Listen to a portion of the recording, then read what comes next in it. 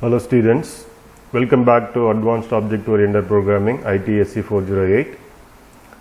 In this video, we are going to begin discussing about Unit 4, that is scripts and Java server faces, JSF. As you know, we already completed first 3 units.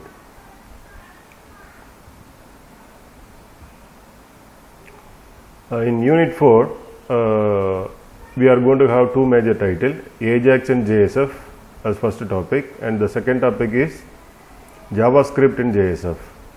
And in this video particularly we are going to focus on the first topic, that is Ajax and JSF. Let us see the topics covered in the Ajax and JSF. Very first we are going to see how Ajax going to work in the JSF.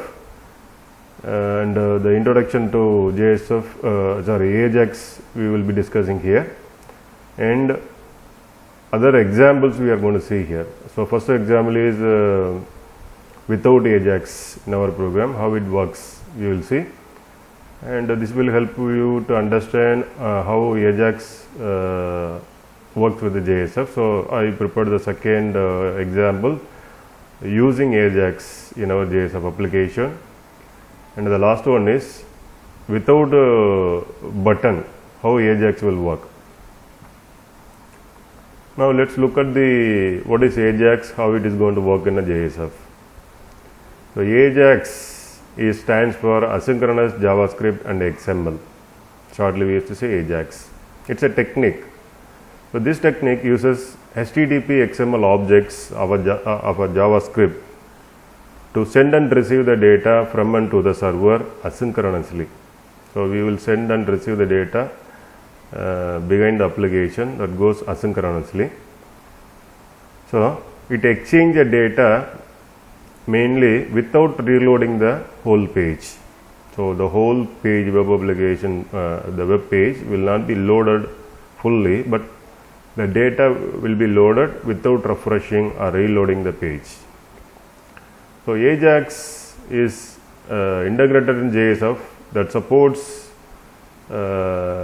excellent weight in JSF. So we have a tag called F_Ajax, F:_Ajax, F tag, core tag. So it's a core tag library. So this tag helps to make or to connect with Ajax application. So this is the tag actually we have, F:_Ajax. So compulsorily or mandatorily we will have execute as an attribute, in which we will represent the input component, and we have render as an attribute that represents the output component where it reflects the values. Now let us see the attributes available in Ajax tag. So importantly, we have disable. If you want to disable Ajax behavior, we can use disable equal to true, then Ajax will not work. We have even attribute. Whenever you want to call through any event, for example call, change, blur, key press, mouse over, so this event can be used to perform in Ajax application. And execute represents the input component where you are getting the input that will be performed or going to be processed in the Ajax application. And this input will be processed and finally it will be reflected in the render as an output. So we will be representing the output component in the render as we discussed earlier. And immediate, if you want to perform the action immediately, we used to say immediate equal to true. There is a listener which connects the expression language that is connected with the managed bean. So to perform any events or if you perform any method call, that can be represented in the event listener. On error, if there is any error during the Ajax execution, that can be represented through on error call. And there is on event. This on event is mainly connected to JavaScript. So if you want to perform anything through the JavaScript, on event will be connected. So on event will be useful for connecting any JavaScript methods. So when you are going to say execute and render in these two attribute, we are going to mention our input. Execute represents input component, render is represents the output component. So without doing this input component, output component, if you want to perform for all the component, we can say at all. So it is suitable for both execute as well as render. Basically it represents a particular component. If you are not particular about any input or output component, we can say at all. That reflects on all the component that is connected in the application or in the page. If you are going to focus particularly about any form, so we can say the component that are connected or had in form inside, all the component will be reflected. So enclosed component in the form will be reflected by at form. So we can use this one again in the execute as well as render. And at none, if you don't want to mention any component, we can say at none. So it will not connected to any input or output component. At this will be connected to the present component what you are focusing on. So again it is represented to both execute as well as render.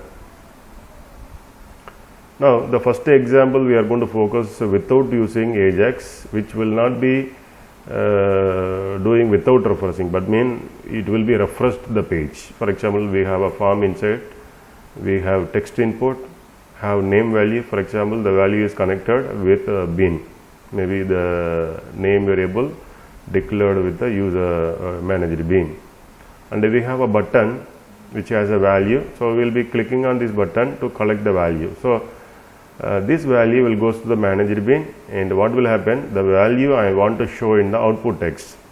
So what value that we are entering in the input text will be shown in the output text, so by pressing the button. So in this example, what will happen, our web page will be refreshed. So this is without using Ajax. That means it is going to the managed bean, and the page will be reloaded, and the value will be shown in the output text. Now I would like to show you the example for Ajax, similar like previous, but I am going to incorporate Ajax. So as like previous, I have input here, ID is name, and as like managed bean is connected here, name is connected, name field. We have command button, and I used to say this type is submit without even call, without listener I am saying. So if you want to call even, that also possible. You can say even call also here, or method call you can make. And the command button is not closed here, I am closing outside, and inside this command button I have Ajax tag library, which has execute as well as render. Execute always represents the input component. Our input component here is input text, and the value will be reflected in the rendering, that is output, where you want to represent. I have a message. What is the message mean? That is my output component. Output component ID is message. So the value what you are entered here is reflected here. So I am simply showing the value what I entered, I am simply showing here. So if you want to process anything, value, any process value you want to show, the same thing, we will be, the managed bean will be processing the value. Finally we can return the value here. That will happen, the same thing happen. But here what will happen, the page will not be reloaded immediately after we enter. This goes begin asynchronously, the value will be set back to the managed bean, and the value will be processed. Of course I am just showing the value, not processing anything, and immediately the value will come here. So it is happen asynchronously without reloading the page. So that's the important thing here. So in this example I used to load the Ajax function with button. So by pressing the button, Ajax call is called. I have another one example.